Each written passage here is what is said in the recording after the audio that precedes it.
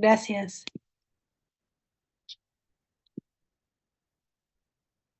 Me avisan cuando se vea la pantalla, por favor.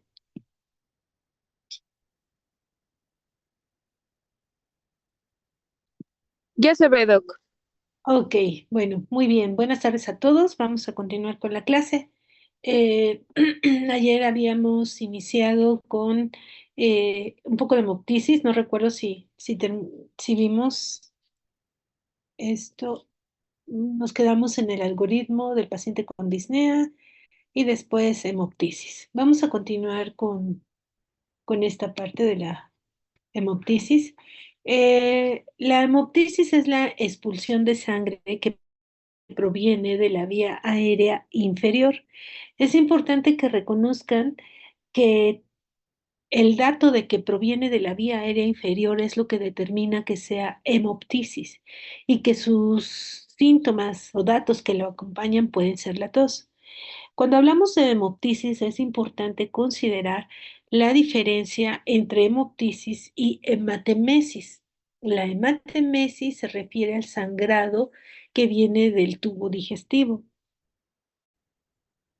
Por lo tanto, es importante primero, ante un dato probable de sangrado de la vía respiratoria, identificar si realmente viene de la vía respiratoria o viene de la vía digestiva.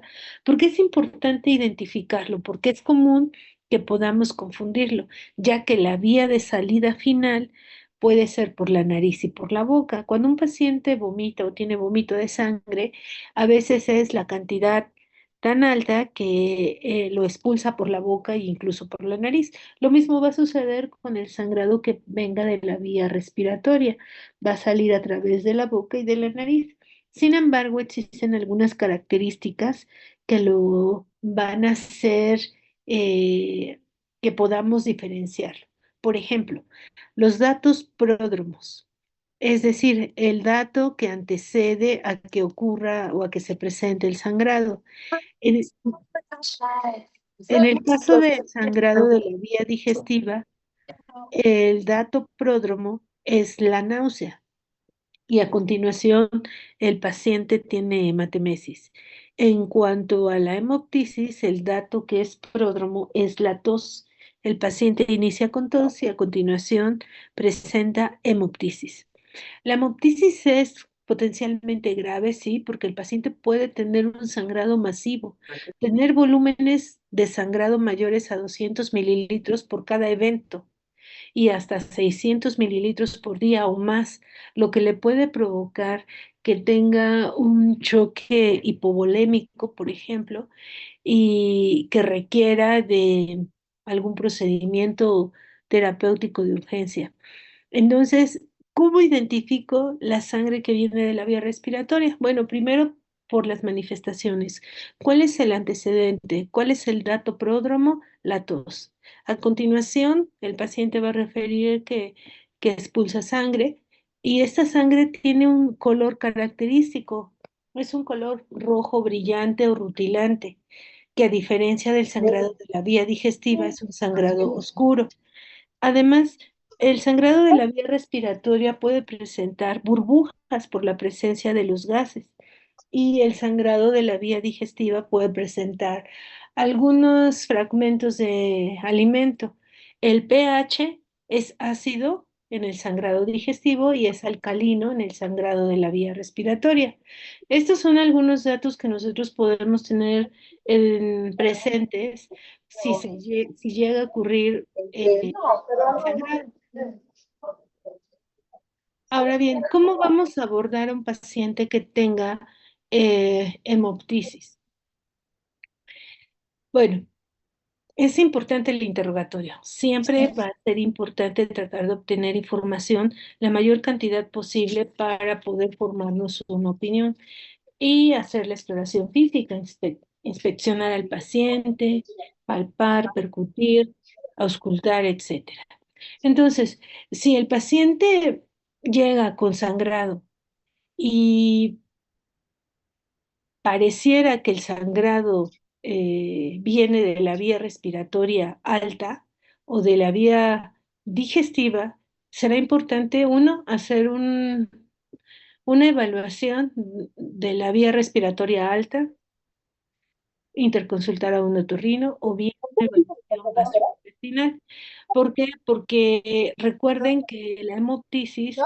se refiere a un Todavía, ¿cómo sangrado se que llama? viene de la vía aérea No sé. inferior. Ah, Entonces es importante identificar primero no, el o origen de esta sea, enfermedad.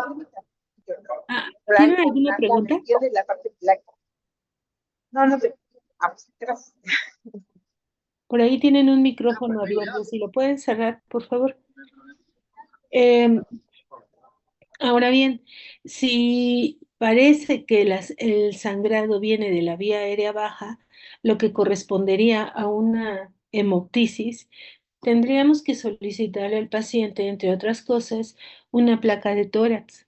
¿Por qué? Pues porque puede evidenciarse en la placa de tórax tal vez la presencia de una masa que probablemente sea el origen del por qué el paciente tiene hemoptisis, o puede ser que haya alguna enfermedad en el parénquima pulmonar, como una condensación, por ejemplo. Si fuera el caso de que se observa una lesión en la radiografía de tórax, lo conveniente es solicitar una tomografía y volver a realizar nuevamente una exploración física, nuevamente reinterrogar, tal vez algo no preguntamos y ya con estos datos podamos tener más claro cuál es el posible diagnóstico. Si no hay datos evidentes de qué es la lesión después de una tomografía, todavía se tiene la opción de realizar una broncoscopía. La broncoscopía se puede realizar, sí, de hecho está indicada en algunas ocasiones para tratar de yugular el sangrado, y esta broncoscopía tiene que ser bajo sedación, en un quirófano, etcétera. Ahora bien, si la placa de tórax sale normal, cuando el paciente presenta hemoptisis, tenemos que identificar si el paciente ha tenido factores de riesgo de cáncer, por ejemplo, que sea fumador, que tenga exposición a biomasa. Si todos los factores que mencionamos o que el paciente nos compartió en el interrogatorio tienen que ver con la posibilidad de que tenga una neoplasia pulmonar, habrá que solicitarle una tomografía y si es necesario una broncoscopía para que se determine el diagnóstico. Si el paciente tiene una placa normal, pero tiene antecedentes que sugieren una probable bronquitis, hay que tener en observación al paciente. Se puede hacer una fibrobroncoscopía diagnóstica y terapéutica para tratar de minimizar el sangrado. Estas broncoscopías, les decía que se realizan en el quirófano bajo sedación, anestesia general, y con el neumólogo, pues puede ir revisando todo el árbol traqueobronquial, identificar lesiones, tomar biopsias y al mismo tiempo puede depositar una solución fisiológica con epinefrina para que la epinefrina, con su acción de vasoconstricción, cierre los vasos y permita que se forme el coágulo y que disminuya el sangrado. De esta manera, pues se le puede dar un primer tratamiento al paciente, observarse y si se vuelve a repetir que tenga eh, periodos de hemoptisis, pues nuevamente una tomografía o una broncoscopía.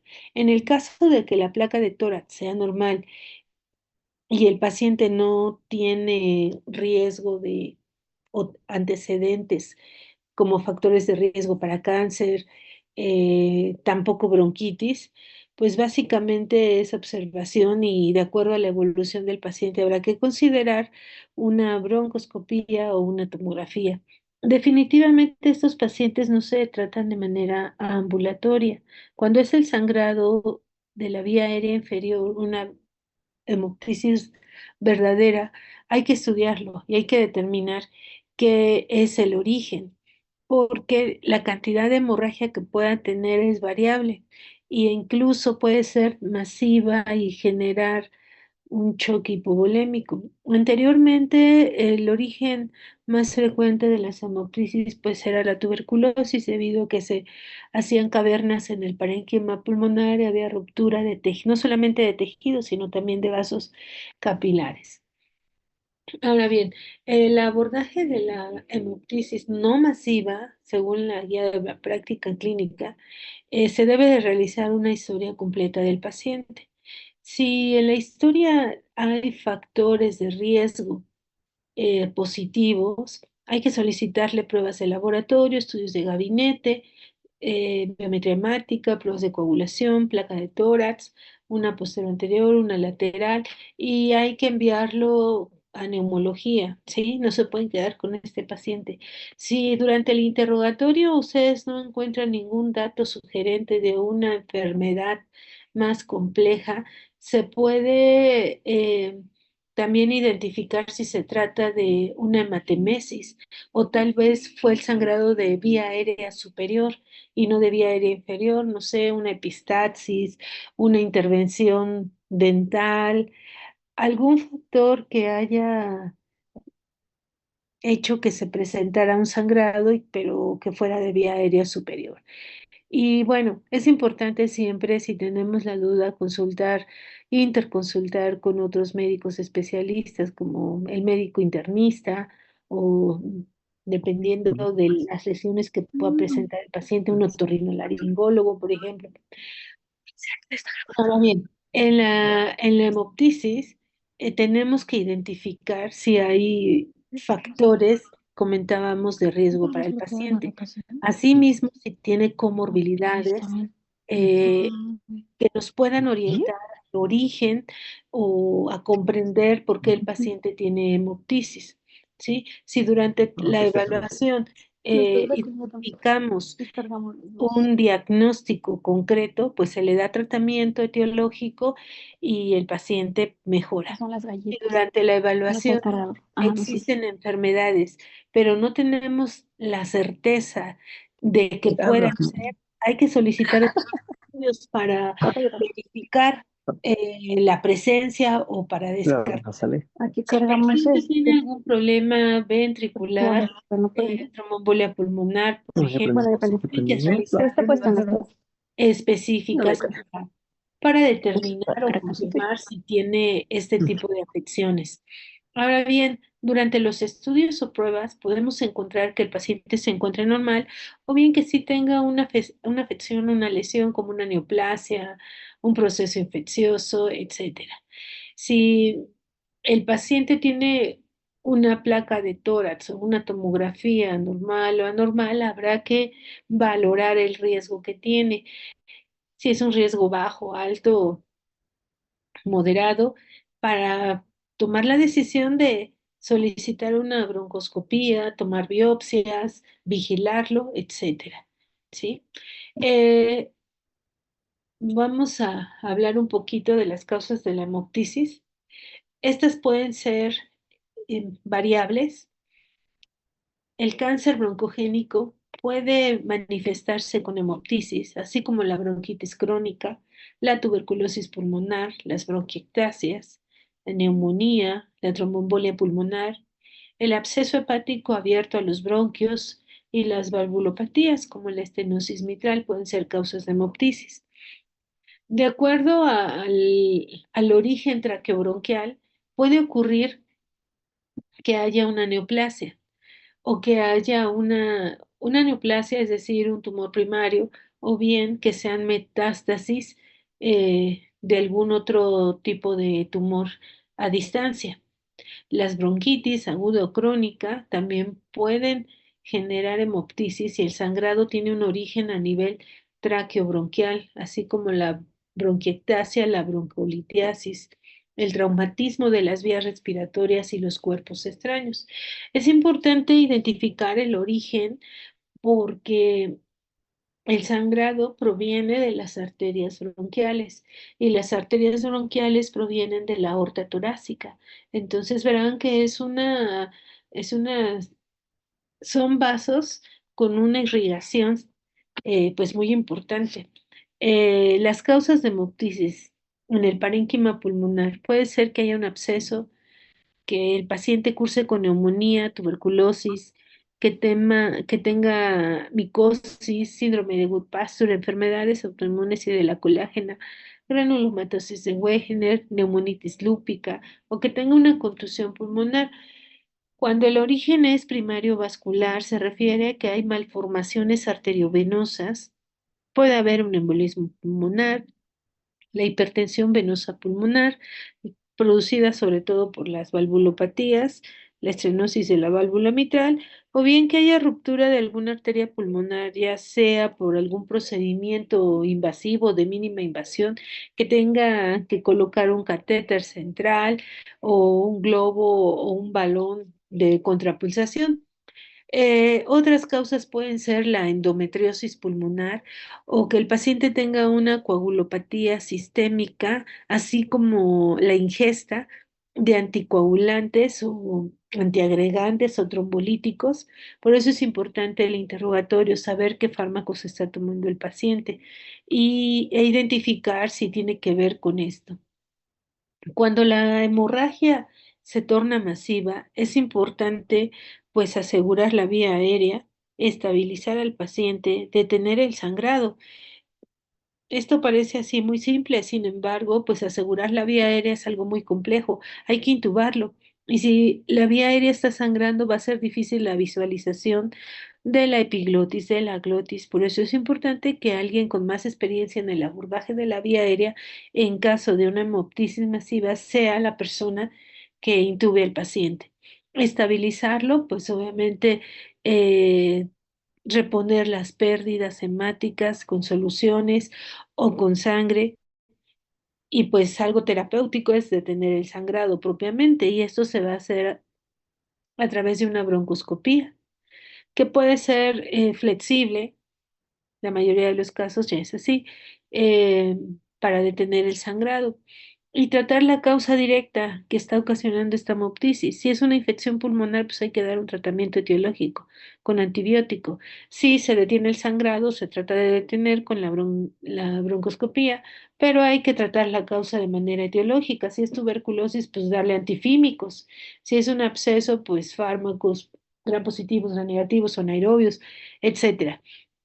Si tiene una valvulopatía mitral, pues hay que interconsultar al cardiólogo o al hemodinamista para que hagan una evaluación sobre el paciente, así como tratar los síndromes alveolocapilares, ya sea con el reumatólogo o el médico internista, para que pueda eh, estabilizarse ese paciente.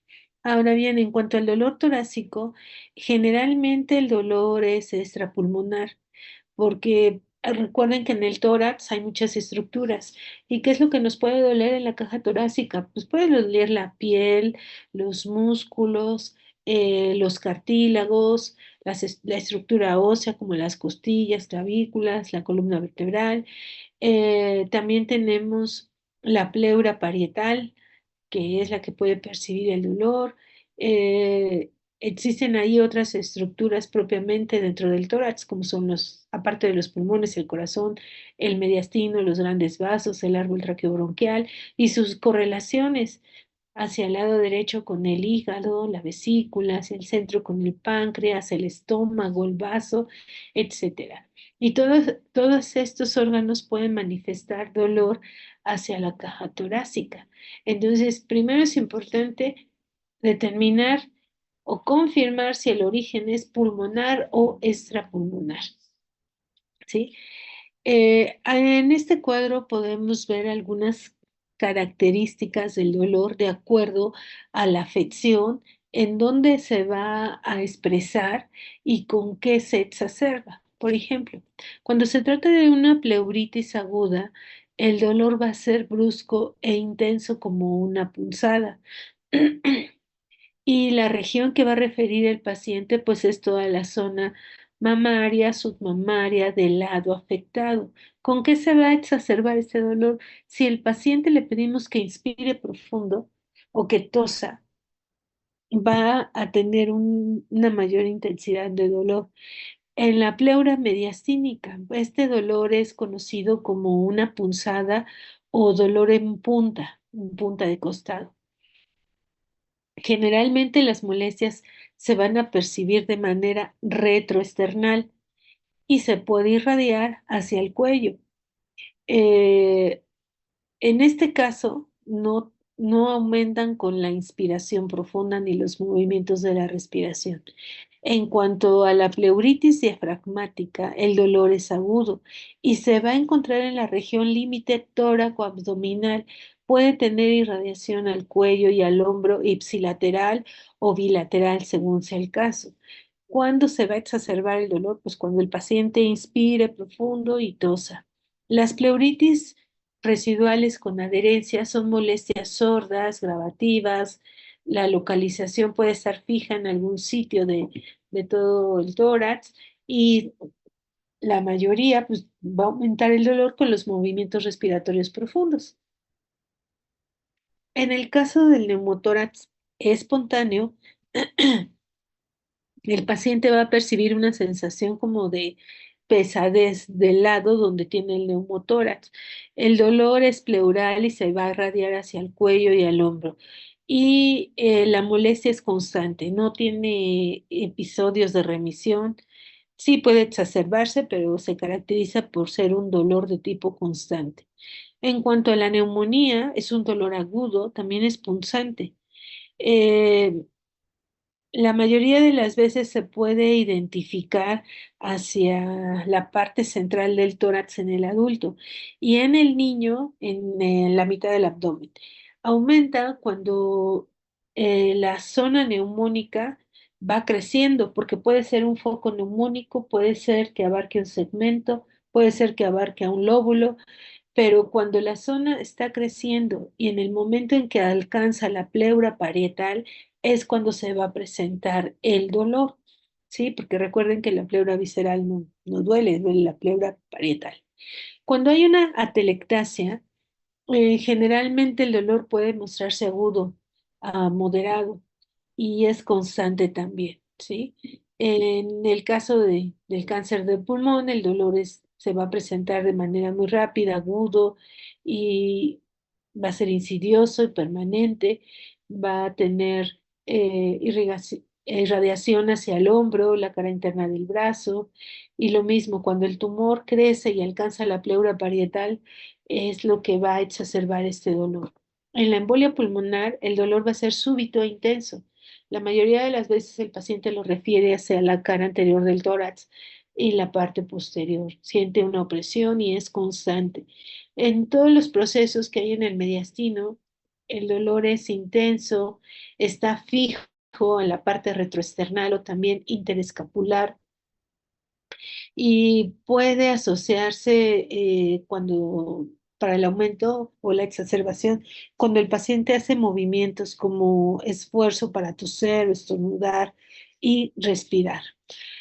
El dolor es importante cuando se presenta en el tórax porque se puede confundir con una afección, ya lo vimos aquí, propiamente pleuropulmonar, mediastinal, diafragmática, de algunos órganos gastrointestinales, puede ser la pared torácica propiamente, o puede ser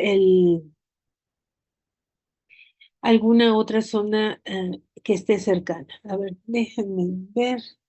¿Tienen alguna pregunta hasta ahorita? No, doctora. Ok, déjenme revisar un poco.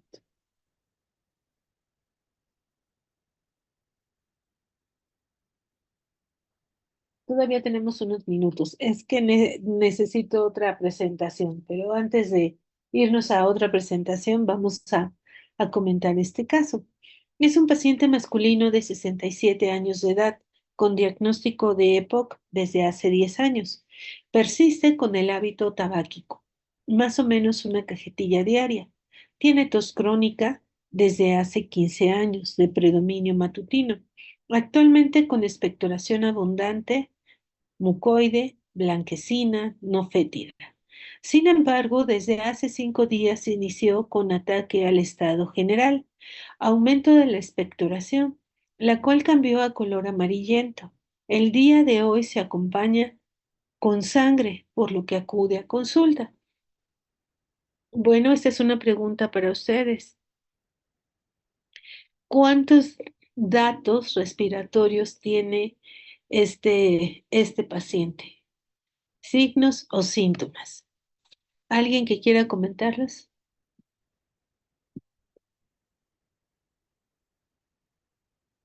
Aline, No, doctora, todo bien.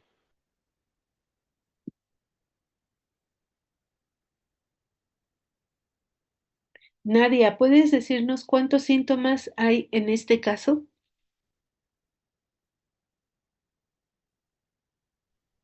Eh, sí, doctora. Bueno, pues refiere que tiene una tos crónica. Ese sería pues el primero. Dos, ok. Luego, Mm, La expectoración. ajá, expectoración. ok, dos, eh,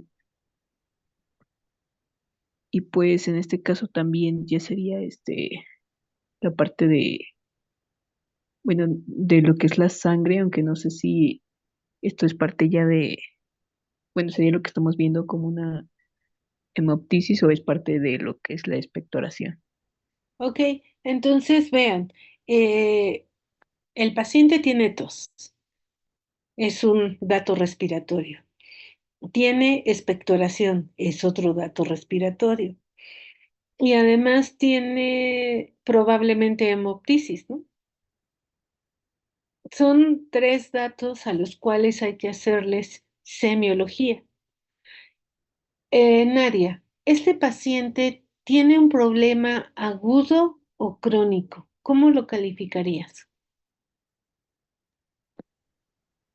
Pues en este caso, pues los primeros síntomas como lo es la tos, pues ahí menciona que es crónica precisamente porque es un paciente con EPOC. Entonces, pues por eso tiene pues ya muchos síntomas. Sin embargo, en los últimos días, pues puede ser un caso agudo o alguna infección que tiene, o sea, más allá de su EPOC, pues contrajo alguna infección. ¿Cuál fue el motivo de la consulta? ¿Por qué acudió a consulta? ¿Por la tos? Ajá, bueno, además de la tos porque tiene malestar, bueno, dice que tiene un ataque al estado general, aparte de que aumenta la expectoración, en este caso pues ya eh, tiene un color amarillento y porque también está acompañada de sangre. Ok, bueno, miren, si ustedes se dan cuenta, efectivamente, este es un paciente adulto mayor que tiene una enfermedad crónica, que es el EPOC. Por lo tanto, pues ya sabemos que siempre tiene tos. 10 años de que tiene o de que es conocido con esta enfermedad. No ha dejado de fumar porque dice, persiste con el hábito tabáquico. Más o menos una cajetilla diaria. Entonces, imagínense, una cajetilla diaria que traiga 10 a 14 cigarros a la semana, está fumando entre 70 cigarros y 90, casi 100 cigarros a la semana. Multiplíquenlo por 30 días, por un año, durante 10 años. Entonces, esta persona tiene un alto índice tabáquico. Habíamos comentado que todos los fumadores tienen expectoración aumentada, que es hialina blanquecina. Así ya está de por sí, siempre está así. Su tos crónica, que pues ya es normal para él. Sin embargo, hace 5 días inicia con ataque al estado general, pero no va a consulta hace 5 días. Se espera, aumenta la expectoración, le da tiempo a que cambie de color y hasta hoy va. ¿Por qué? Porque ya expectoró con sangre, efectivamente. Entonces, sí es un padecimiento agudo o el paciente puede tener un cuadro crónico agudizado si es que es una exacerbación del EPOC. Ese sería un primer posible diagnóstico. El otro diagnóstico posible sería que tiene una infección agregada y que probablemente, pues por su edad, que es un factor de riesgo, su comorbilidad, que puede estar comprometiendo su estado inmunológico, puede hacer que el paciente incluso pueda tener una bronquitis o una neumonía. Habrá que pedirle estudios. Ahora bien, de la tos, pues La semiología de la tos ya sabemos cómo es, dado que es epocoso. La semiología de la expectoración también nos las está dando ya aquí. Inició o habitualmente es blanquecina, mucoide, no fétida, y ahora es amarillenta. Habrá que preguntarle qué cantidad, cuánto, si es fétida, etcétera. Y habrá que hacer la semiología de la sangre o la probable hemoptisis, cuándo se presenta, cuándo tose, cuándo expectora, cómo es y demás. Ya se nos va a acabar el tiempo. Nos vamos a quedar hasta aquí. Continuamos la clase el día lunes. Recuerden que tienen un ensayo por hacer con los dos artículos que les envié. Hay que leer los dos artículos para que puedan elaborar un ensayo.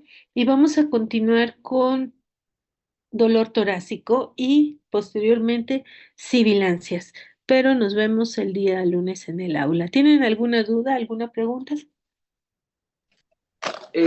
Doctora, me parece que había dicho que usted, el lunes no nos veía, ¿o sí? ¿O era el martes? ¿O fue ayer, perdón? No, sí nos vemos el lunes. Ah, ok, perdón, entonces me confundí, una disculpa. Sí, no, no te preocupes. El lunes sí nos vemos. ¿O hay algo que yo no sepa? No, si no, creo que me equivoqué, una disculpa. Bueno, ok. Pues entonces que tengan buen fin de semana. Nos vemos en clase. ¿Sale?